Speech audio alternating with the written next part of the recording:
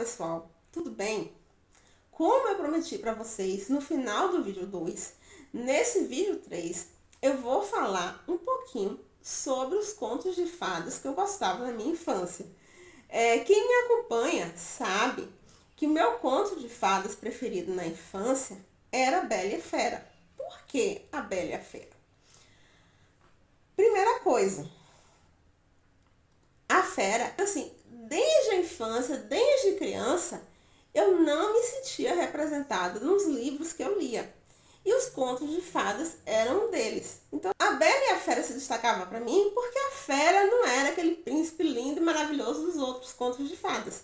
Era uma fera, né? Então, ele era diferente. Então, o fato da Fera ser diferente chamava minha atenção e me cativou. Então, o conto que eu gostava e ainda gosto mais dos contos de fadas clássicos é a Bela e a Fera. A Bela pelo menos as versões que eu conheço, ela é apaixonada por livros. E eu era apaixonada por livros.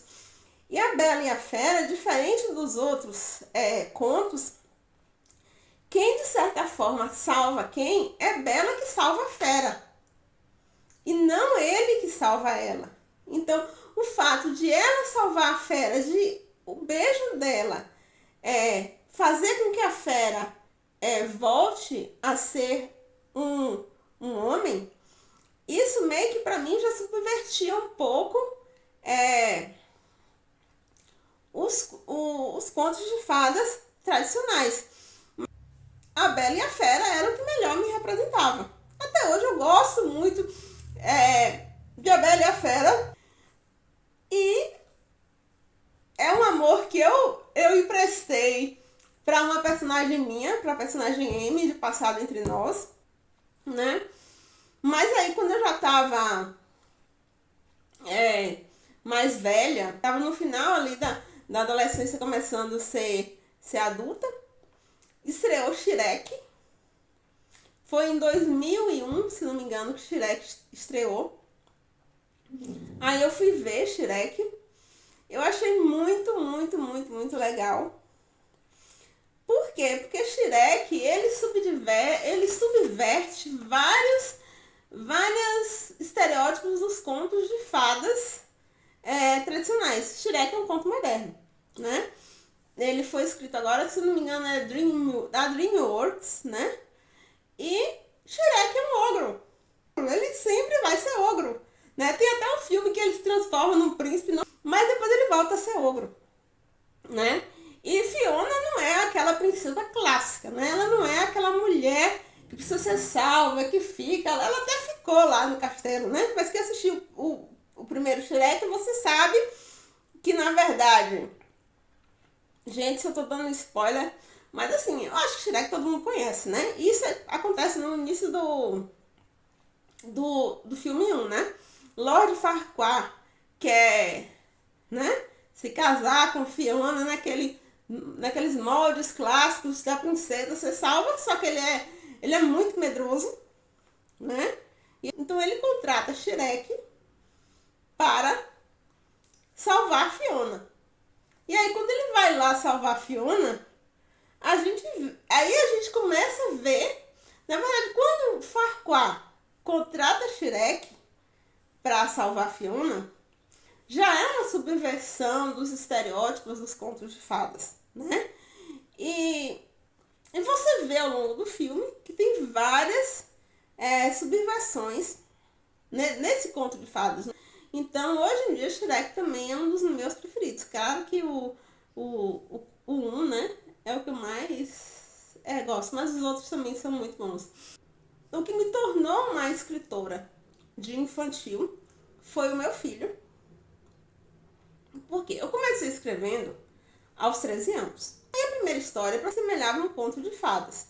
Mas como eu já tinha 13 anos, eu comecei escrevendo para pessoas nessa faixa etária. Mas naquela época a situação era diferente de hoje. Eu não me considerava também uma escritora. Gostaria de ser escritora no futuro. Nada do que eu escrevi naquela época eu publiquei com uma nova roupagem, né? Na verdade, o Passado Entre Nós e As Lágrimas de Seus Olhos e as Lembranças em Nós, é um reescritas, né? E As Lágrimas de Seus Olhos e as Lembranças em Nós eu escrevi em 1997. Eu era uma adolescente. Então, nessa época, esses livros eram mais para o público adolescente, e O Passado Entre Nós eu escrevi em 2001, mais ou menos na 2001 não, 2000, né?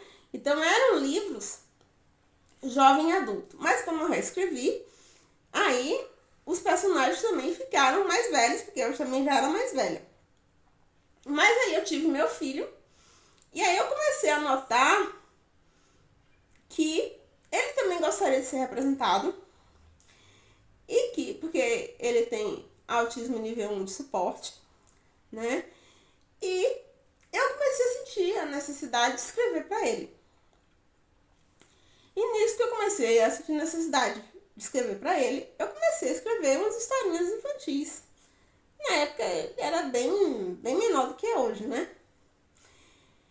Só que na época eu não publiquei. O Menino que Amava o Sol, eu escrevi quando ele tinha 5 anos. Levei 5 anos para publicar o livro, né?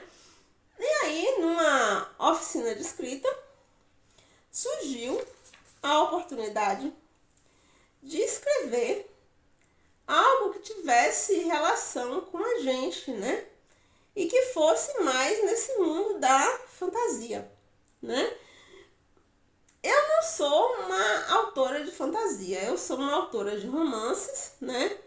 Escrevi alguns contos, escrevo, como eu expliquei para vocês, os livros infantis, que eu comecei escrevendo para o meu filho.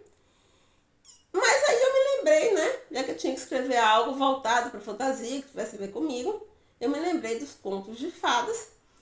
E aí me lembrei também que na minha infância eu não tinha um conto de fadas em que eu me sentisse totalmente representada. Como eu falei pra vocês, eu gosto da Bela e a Fera, mas tinha questões que eu gostaria, né, que tivesse sido diferente. Mas o conto é clássico, é aquilo, né? Então, eu escrevi Ana Luz e o Reino da Diversidade. Sem intenção de publicar. Era uma história infantil, né? Aí eu pedi para o meu filho ler.